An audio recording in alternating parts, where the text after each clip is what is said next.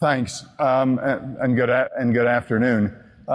So I'm kind of inclined to start out with a survey. How many of you from organizations? How many of you are familiar with SDL processes? You know, okay. How many of you from organizations that have established SDL processes? Fewer. Okay. So what the Black Hat folks and I talked about doing was giving an introduction to how to roll out a security development lifecycle process for an organization that either is new to the process or small and has to, you know, consider affordability in getting started. And so, you know, that's what I'm going to attempt to do here. It's a little bit of an experiment. Just from talking to people at the conference, an email from a friend of mine today, I think there's a population of folks who are trying to figure this out, so it may be of some utility. I'm very interested in your feedback. What I'm going to do is go through a brief introduction to SDL and some of the history and origins. Since you're all familiar with it, I'm going to try to blaze through the SDL history and origins and blaze through the big picture, just give you a sense of, you know, sort of remind you of what's in the SDLs as they've been created, and then move on to some of the considerations for smaller and newer organizations and some principles that I think are important in creating an SDL process.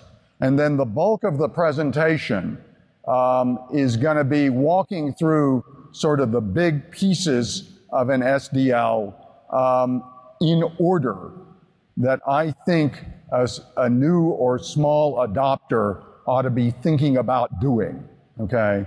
And there's a lot of thinks and thinks in that sentence because you know, your mileage will vary. I think that's even on one of the slides somewhere. But I wanted to just give a perspective. How do I get into this without the commitment to do everything? And so hopefully I have 5 minutes at the end for questions, which is what the conference told me to do. If not, we'll have the room across the hall and I can stay as long as you want to badger me. So let's just skip over this. I think you've got it. You're new, you have limited resources, you're small, and maybe you're big and you haven't done software security, you want to get started. Okay, so a little SDL background. Anybody remember Code Red or NIMDA? Yeah, not so many. It's amazing there are people in security who don't have that memory.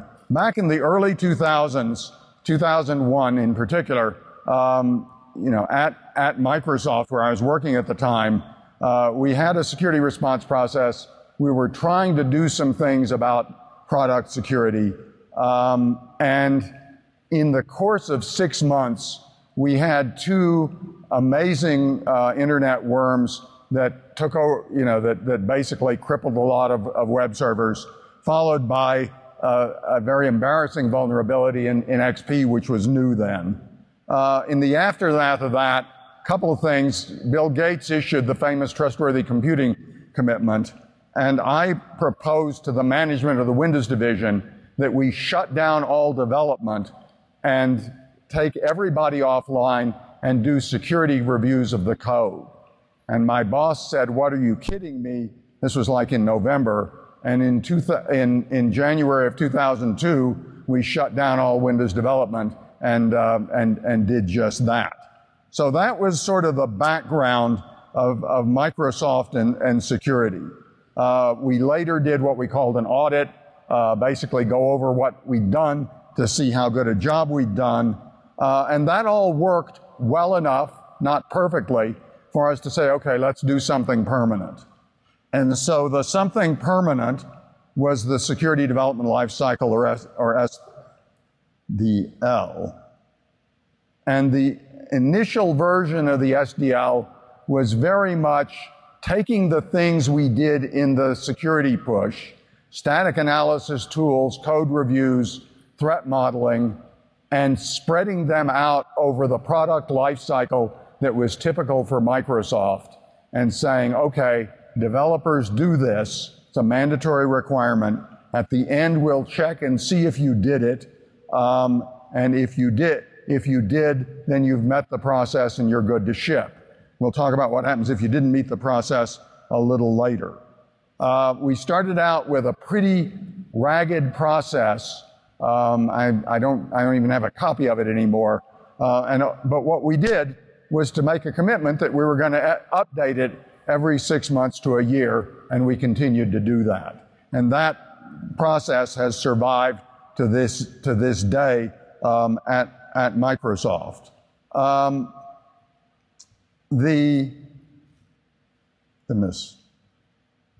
There you go. Okay, so there are some strange buttons on this mouse clicker. Okay, so so the process that we came up with, the usual slide that we use is this one.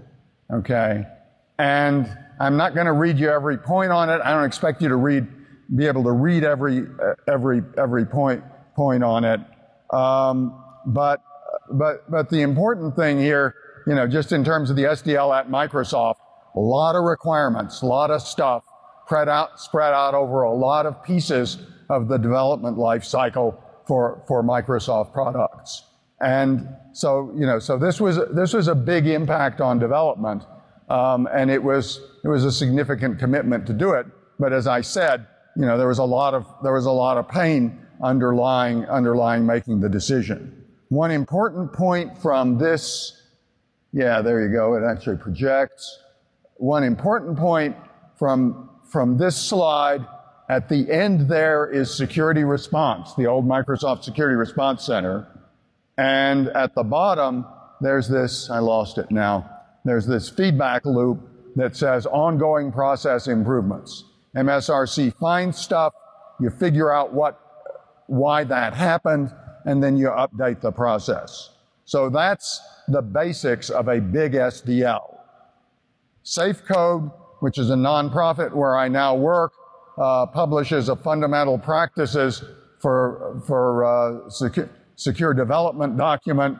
This is the chapter headings and subheadings from the new version. And again, the point, a lot of stuff in there. I don't expect you to read it.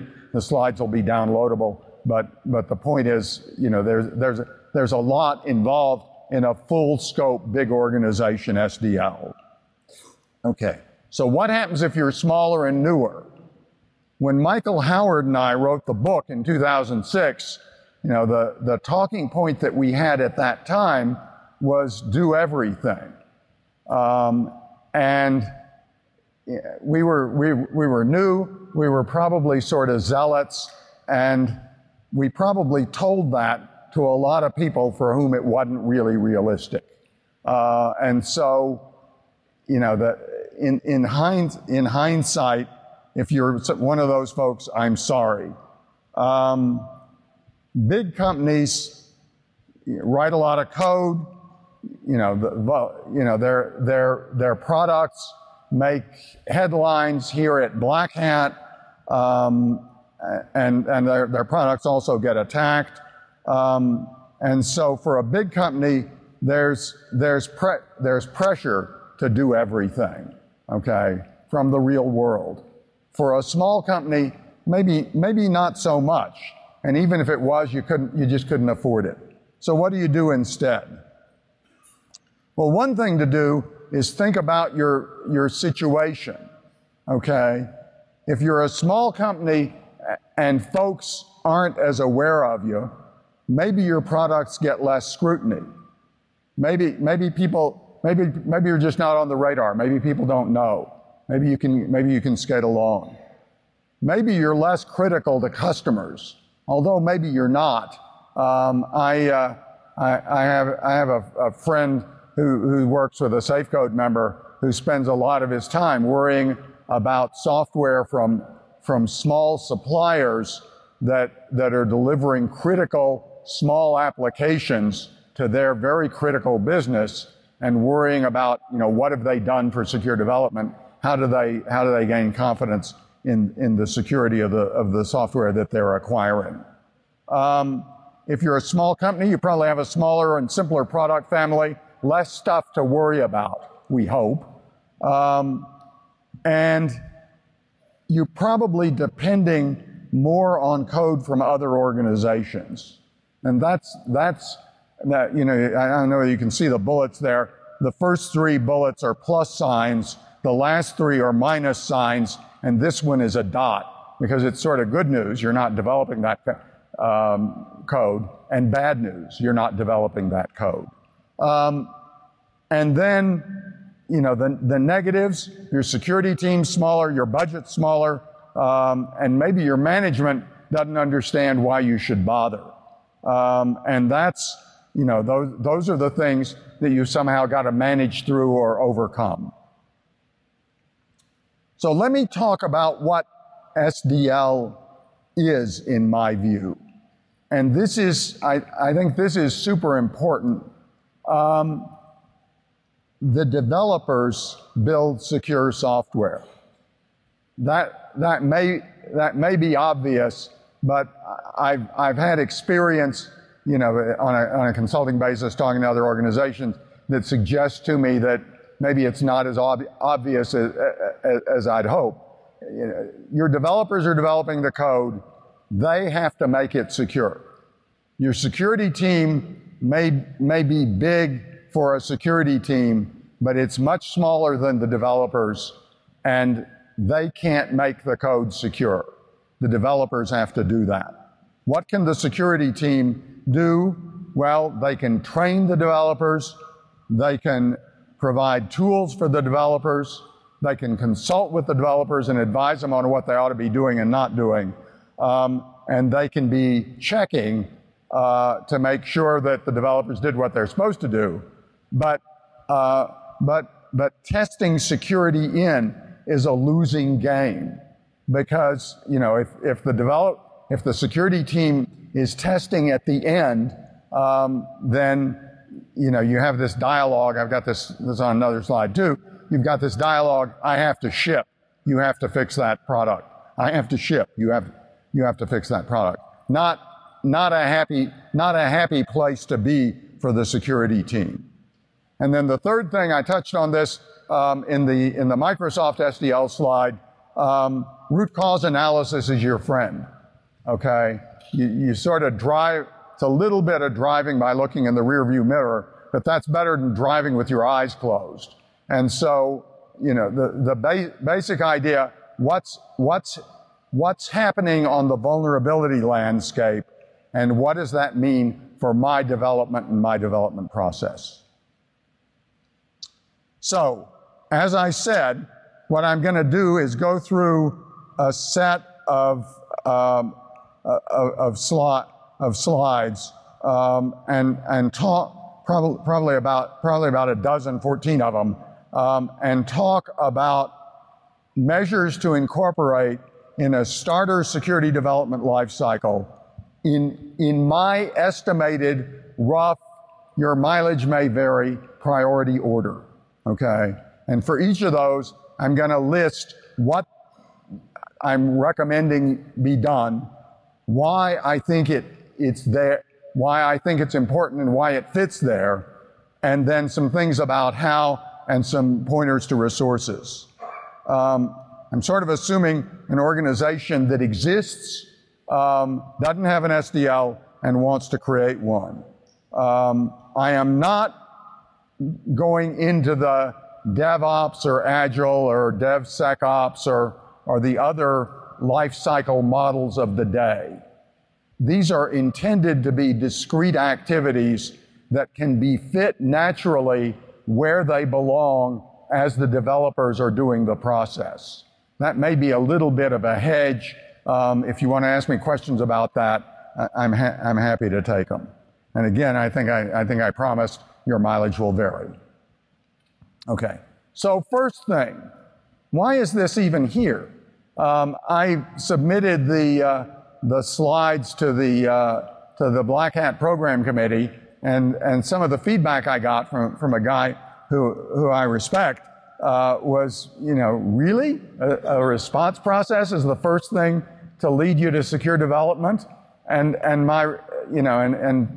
wanted me to take it off and put something else. I just respectfully disagree. Response is fundamental both to having credible software security so your customers will have confidence in what you're delivering, and also to creating and operating an SDL in the sense that, where else do you get your requirements? Where else do you get your feedback? How do you know how you're doing? So response process is important for a couple of reasons. And, and if you don't have one, invest in that before you start an SDL. There are lots of them. There are a couple of ISO standards. One of them is free, one of them is pay. There's FIRST, which is a nonprofit collaborative organization. Lots of guidance on building a response process. And if you're not big, it doesn't have to be big. Second thing, track your security workflow.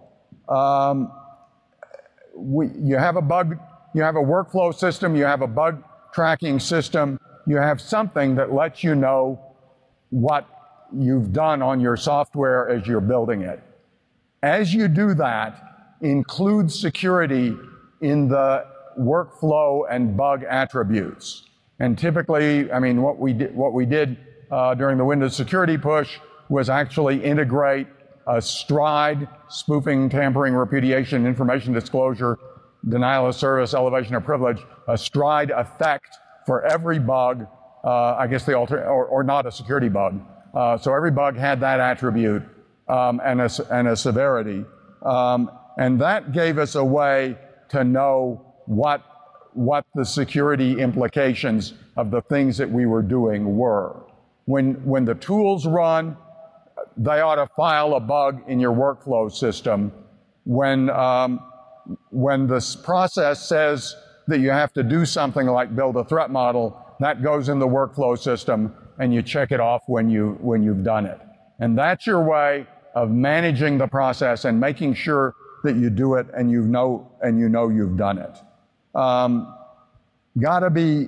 I've seen attempts to do that in an offline or separate system.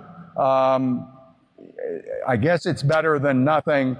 Much better to have it integrated. There are commercial products. I don't know of free offerings. I wouldn't be surprised. There are commercial products that let you suck in your secure development process, and they'll integrate those requirements and processes into your workflow system. So those are options that you have. But that's just important from the standpoint of knowing what you're doing. And then coupled to that, if you were in Christine Gadsby's from BlackBerry session this morning, she talked about some of this too. Have a severity rating system and a bug bar. Okay, this is a security vulnerability. What kind of impact could it have? What's the severity? What's the priority of fixing it? And in the limit, is it a ship stopper or not? The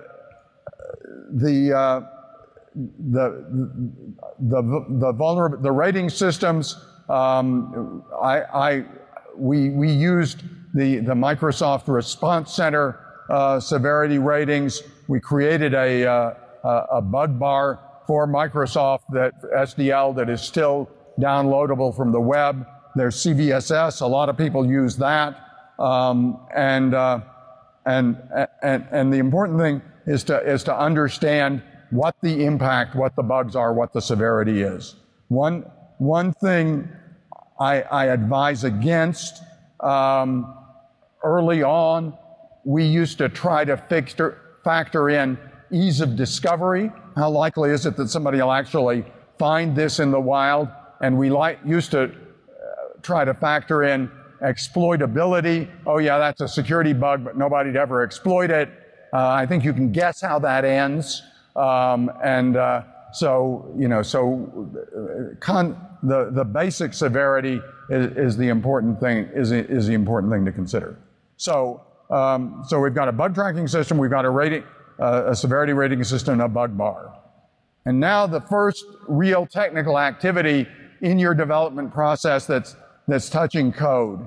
And this may sound like a really strange one. Secure your third-party code. Okay.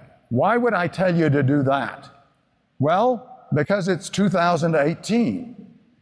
And people aren't, I mean, people are writing code nowadays, but a lot of organizations are building a lot of software using third-party components, open source components, third-party code, integrating other people's products. And if you ship it and the customer got it from you, it's your problem. So a really important thing, you know, you open the web in the morning, start looking on the web in the morning, there's a terrible vulnerability in OpenSSL. Are we affected?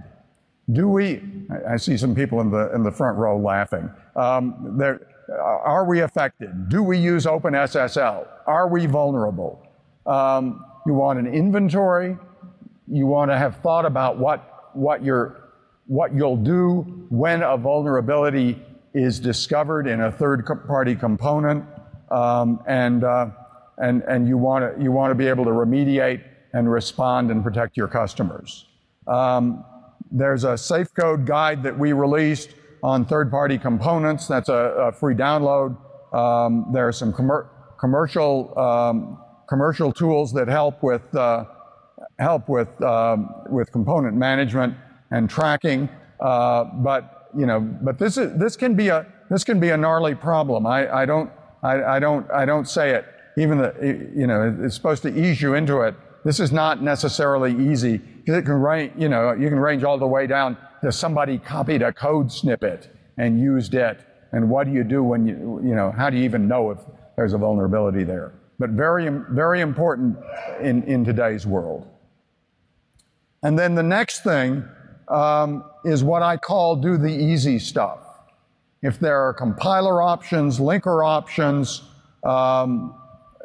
good and bad libraries, take the secure ones and build those into your development environment. And those are things that you can do, and the libraries maybe not, but they can be relatively transparent to your developers, so they're low effort and they're high impact. You may say you won't experience these common vulnerabilities, but the mitigations are provided because the environment builders thought they were important, thought they were common, worth having them, worth using them. Okay, everything from here on requires goes beyond the security team. Now everything from here to the end of the deck involves your developers, and to do that, you've got to inform and motivate them. My favorite story about this, early on when I was running the response center at Microsoft, somebody came in with a vulnerability report to us. I brought it to a guy, good young computer science graduate of a good school, had just joined the response center as a program manager, and I showed him this report of a vulnerability in some piece of software. And his response was, why would anybody do that? Tell them not to do that. Good luck with that. The developers have to understand that product security is important, and they have to understand that it's their job. And that message has to come from somebody they'll respect. We had Gates' endorsement of trustworthy computing in 2002. One other thing, just sort of a war story that may be sort of relevant to this motivation thing. When we did training, we trained 8,000 people in the course of a week in a big conference room that held 800 or 900 people. and each training session was 4 hours, and we had each training session introduced by a vice president from the Windows division. And after the, you guys know about what happens when the vice president does the introduction. The vice president does the introduction, says this is important, and then walks out, okay? When we did the Windows security push, the vice president did the introduction, said this is important, and sat down and stayed for the 4 hours of the training, okay? That's about motivating developers. So you need executive buy-in and get the motivation down the organization. And then once they're motivated, then you can think about training them. One of my beefs, one of SafeCode's beefs, is that you go through a college, you get a degree in computer science, you don't know anything about writing secure code. And you know, so, but I've given up on that crusade. That's just the way it is. And so you're gonna have to train your developers to create secure software, and do that for your environment. The more targeted the training is to your environment, to what you're doing, obviously the languages, the development environment, the product set, the technology, the better. There is free training. OWASP and SafeCode are two that you can download and use. Okay. Next step, SECUR Design. Okay. I'm gonna talk about threat modeling in a bit. It actually sort of shows up in two places.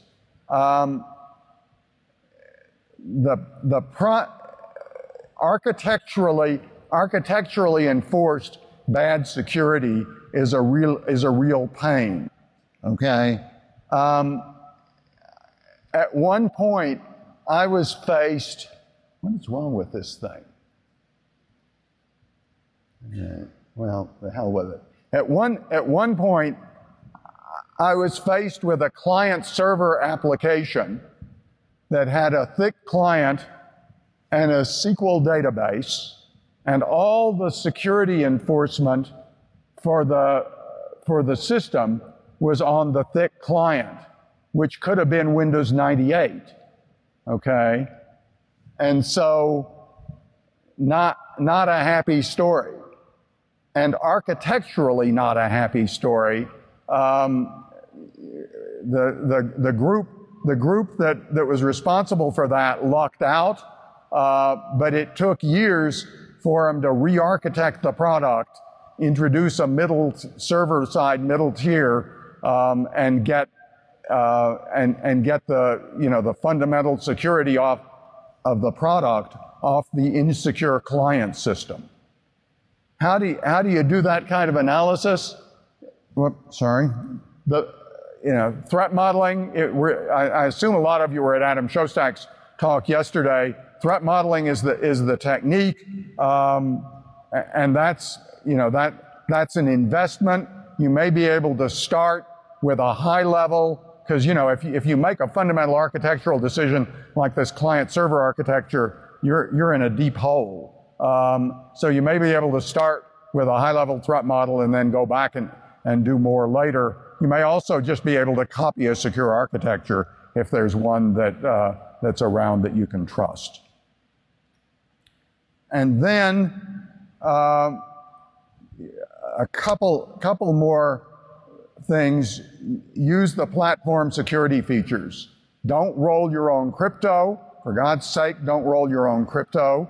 The platforms or environments you're using probably provide some facility for authentication, for authorization, maybe for auditing. To the extent that those are available, you can use them.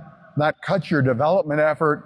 It gets code that's probably better quality than you can write if you're just starting out, and it gives you a more secure approach. And you use those features in a secure way. Not only probably in a secure way, it's probably more secure and cheaper as well. And then,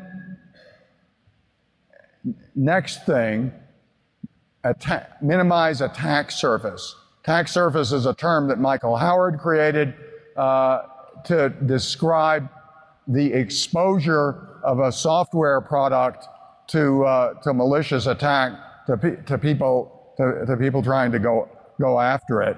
And that can be, open ports, unprotected files, unauthenticated services,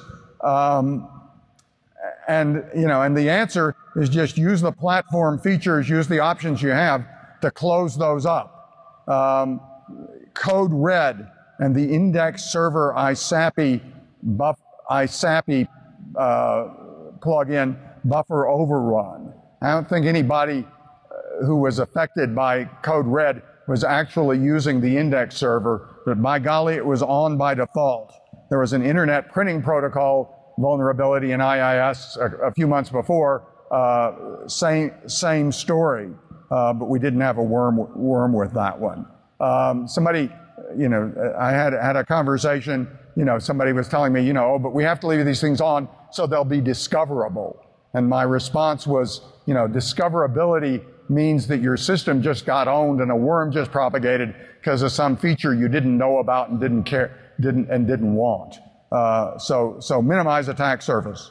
A lot of material about attack surface in the SDL book that Michael and I wrote. That's a free download on the web. And then, of course, there are modern scanners that will tell you what your attack surface is and how you're exposed. Okay. Now we're to code level vulnerabilities. Okay. And code level has historically been the major source of vulnerabilities, CVEs, Microsoft security bulletins, which I used to track, and so on.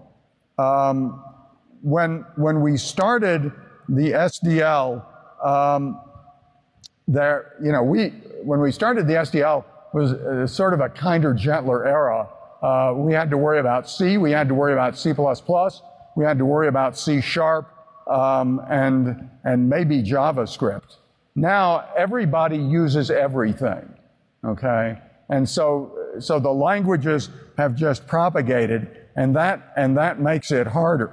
And that makes it harder for development organizations to figure out a scalable, and affordable secure development process.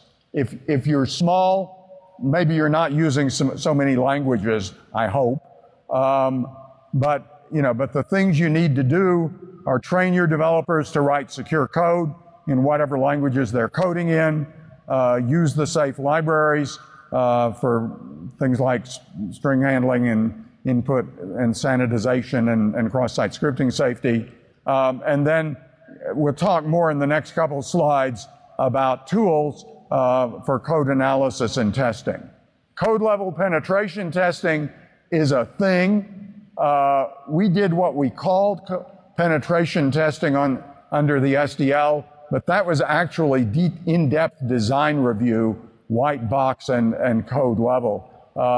Penetration testing is, it'll tell you something, but it's expensive and not especially scalable.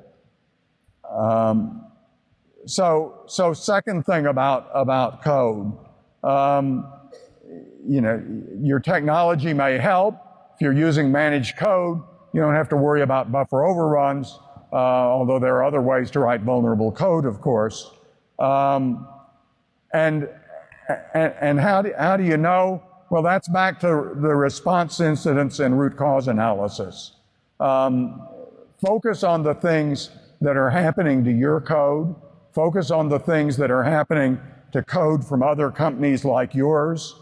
And then adopt tools or training or mitigations that address those things. Trying to do everything. If you're small, you're new, you have to focus. And this can be a resource-consuming area. There's no way around it. But maybe if you're small and you're focused, at least that lets you focus your tool investment, your developer training, and the things that you have to do.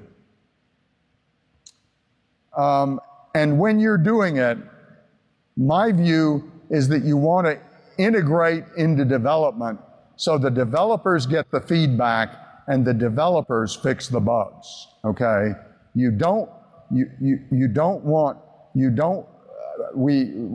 we did the Windows security push, we were running static analysis, I think every week or two, and had just started to roll out a desktop static analysis tool. But if you, most of the tools now have desktop, and if you can, that's the way to go, because it gives the feedback to your developers and helps them do the right thing and trains them and doesn't bottleneck. You know, that the after the fact, well, I'll build the product and then I'll turn it over to security and they'll run the static analysis and they'll give me back a batch of bugs, and meanwhile I have to ship, not going to end well. So, you know, so desktop is the way. And when you're adopting static analysis, pick your must-fix bugs or warnings carefully. There are stories of big organizations spending tens of millions of dollars to acquire an enterprise static analysis capability and then train it for their code base.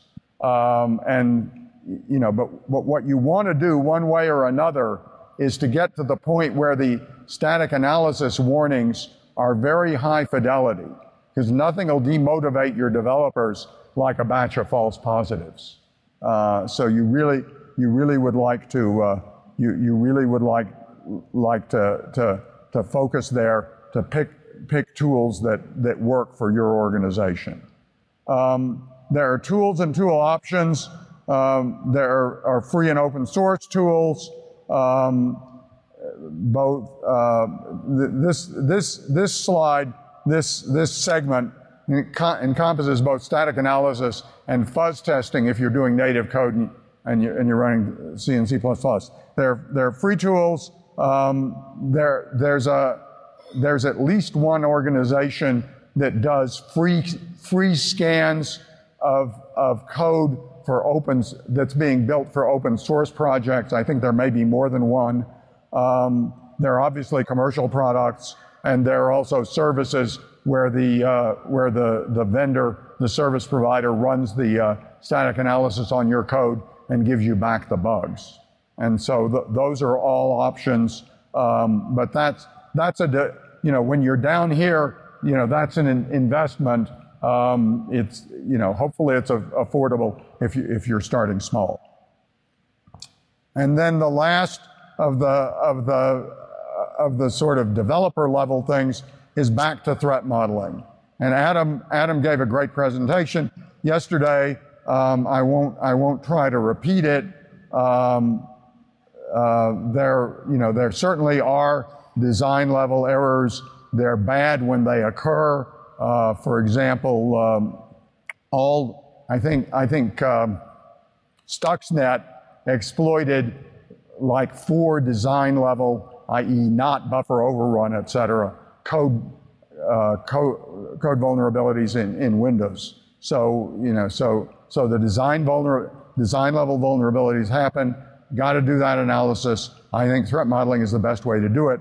Lots of resources, Safe Code Guide, Adam's book, other things that can help you get started there. There are free tools for that. Okay. So a couple of final things.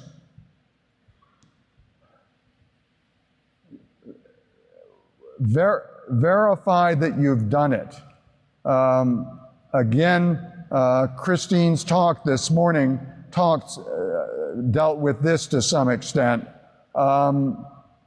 When you're ready to ship, you want to know that you've met the requirements that apply to that code, okay?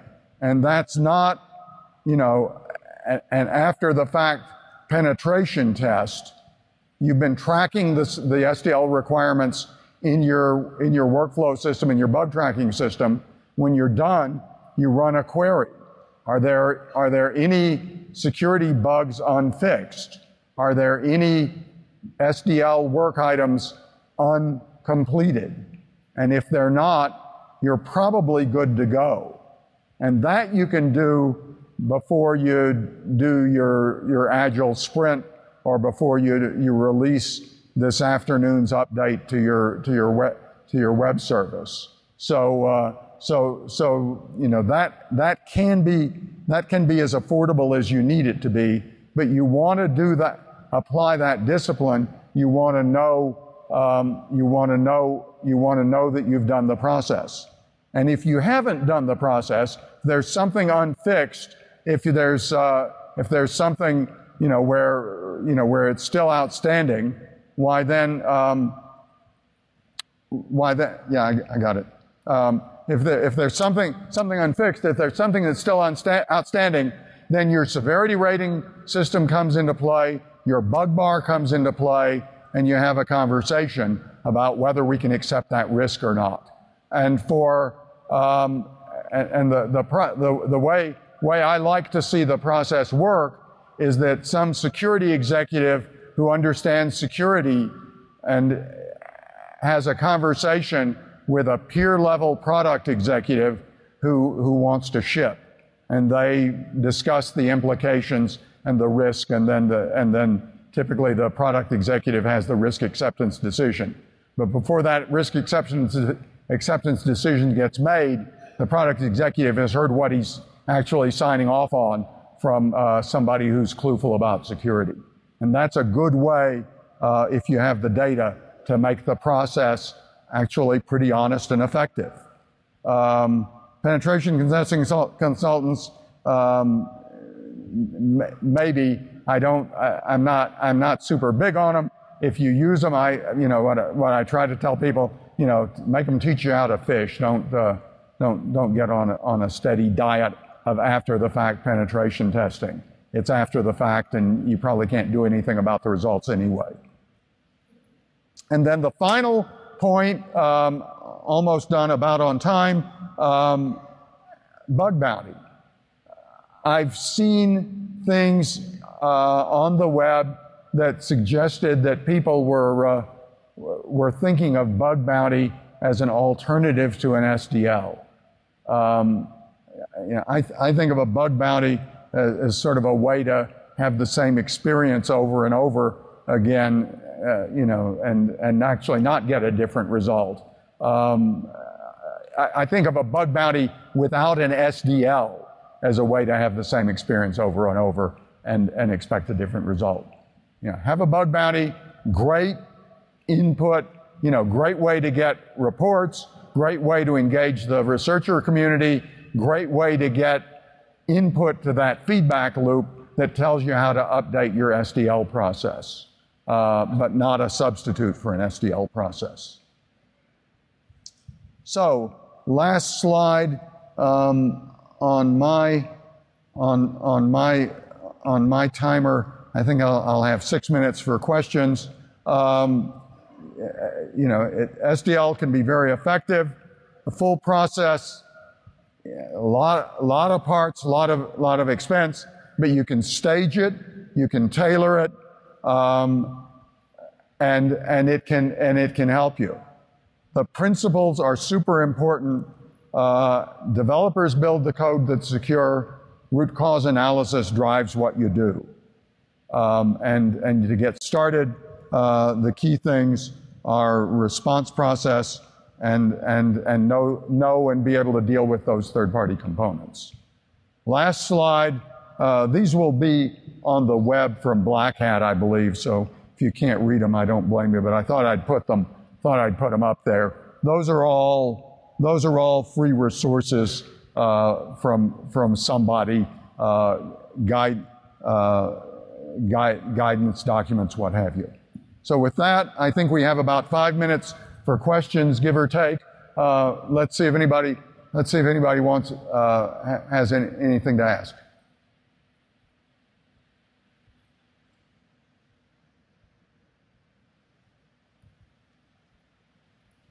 Go ahead. Sorry. Okay, so from a security perspective, right, we've been seeing a lot of penetration testing from a binary perspective over here. I think this is one of the first code penetration testing advices that I've seen over here. Besides Black Duck, I think they do something similar along those lines. But from a long-term perspective, right, I think all the penetration testing we're doing is really cool. It's nice, but at the end of the day, it's statistical. And it's just people trying different things to see if they could find a bug. And how it goes is we have different penetration testing teams. Some of them luckily find a bug. They get more popular. And then people think having them on your team as a tester would mean you have more secure software. So we need to be a little careful about that. We need to, in the long run, come up with a more deterministic way of testing things. And we've gotten here because now there's a trade-off between intellectual property protection and keeping people safe.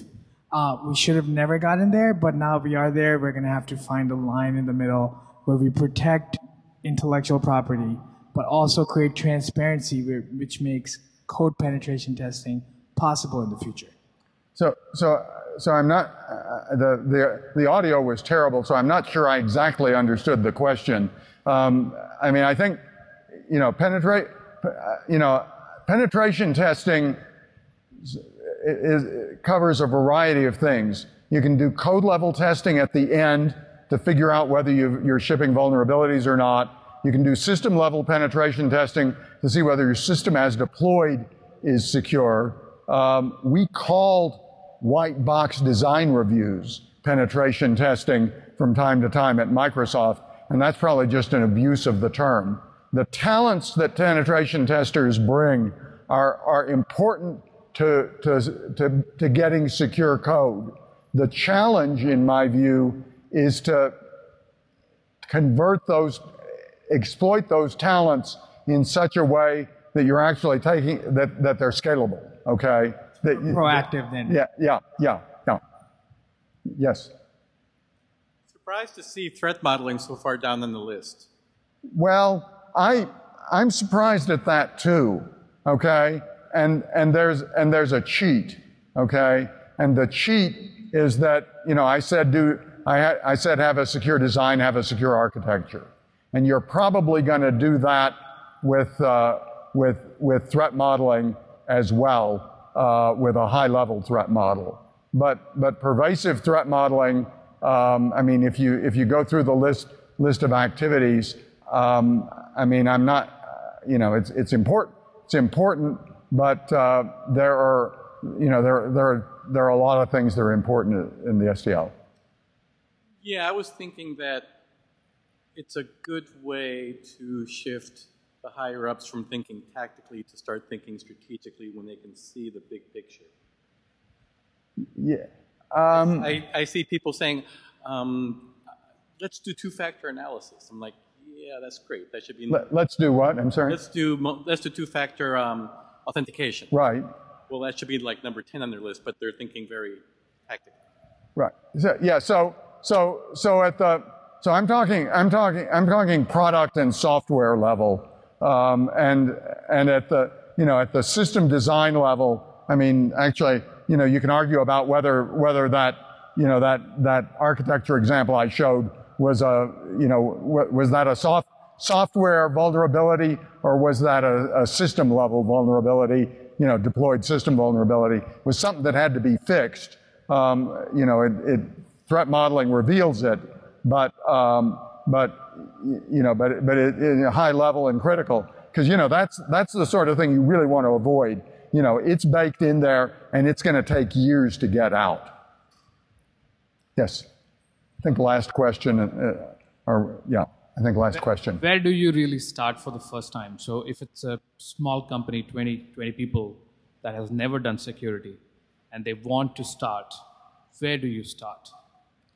Where do you start with a small company that has never done security before? Tough question. Find the likeliest suspect. What I would say, find the likeliest suspect in your development staff.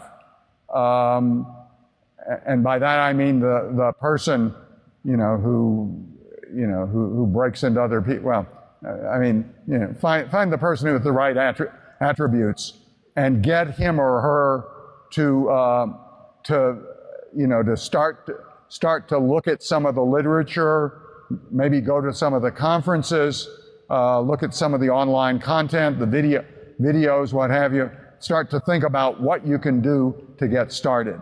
And I think that's probably a good way to ramp up. I mean, you're talking, I presume, I can say hire somebody, and that's probably easier said than done. I can say hire a consultant, and that might be doable. But, again, if you hire a consultant, make him or her teach you to fish.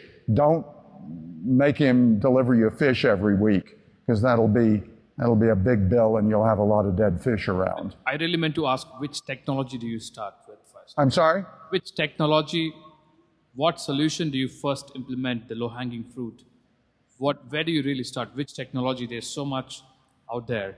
So that really, in terms of which technology, that really depends on your company, your code base. I mean, if you're building a security product, start there.